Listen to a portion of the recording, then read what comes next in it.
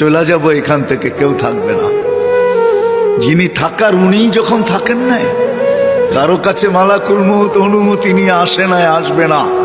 শুধু একজন মুহাম্মদুর রাসূলুল্লাহ সাল্লাল্লাহু আলাইহি ওয়াসাল্লামের কাছে মালাকুল মউত যখন আসছেন, তো আল্লাহ বলছে বন্ধুর কাছে অনুমতি নিয়ে ঢুকবে, অনুমতি দিলে ঢুকবে, নাইলে ফিরে আসবে। বন্ধু আমার, খবরদার অনুমতি ছাড়া যায় গর্জায় ঢুকা যাবে না।